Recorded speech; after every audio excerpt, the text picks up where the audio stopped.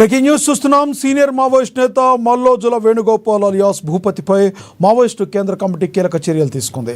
అతన్ని ద్రోహిగా పేర్కొంటూ ఉన్న ఆయుధాలను వెంటనే పార్టీకి అప్పగించాలని ఆదేశించింది. లేకపోతే వాటిని పీపుల్స్ గెరిల్లా ఆర్మీ స్వాధీనం చేసుకుంటుందని హెచ్చరించింది.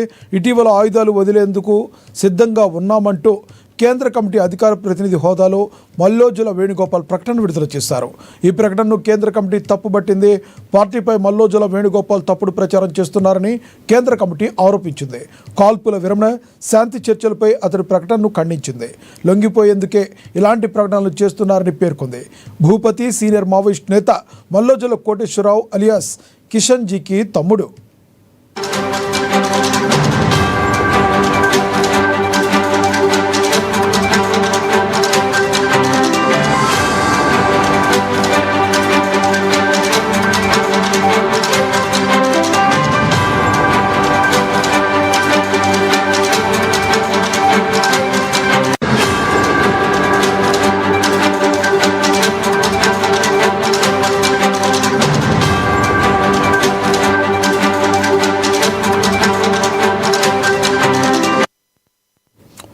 సీనియర్ మావోయిస్ట్ నేత మల్లోజుల వేణుగోపాల్ అలియాస్ భూపతిపై మావోయిస్టు కేంద్ర కమిటీ కీలక చర్యలు తీసుకుంది.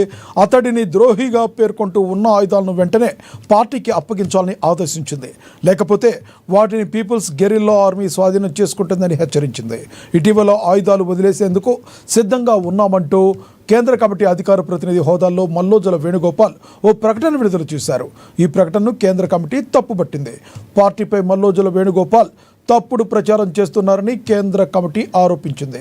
కాల్పుల విరమణ, శాంతి చర్చలపై అతడి ప్రకటనను ఖండించింది. లొంగిపోయేందుకే ఇలాంటి ప్రకటనలు చేస్తున్నారని పేర్కొంది. భూపతి సీనియర్ మావోయిస్టు నేత మల్లోజుల కోటేశ్వరరావు అలియాస్ కిషన్ జీకి తమ్ముడు.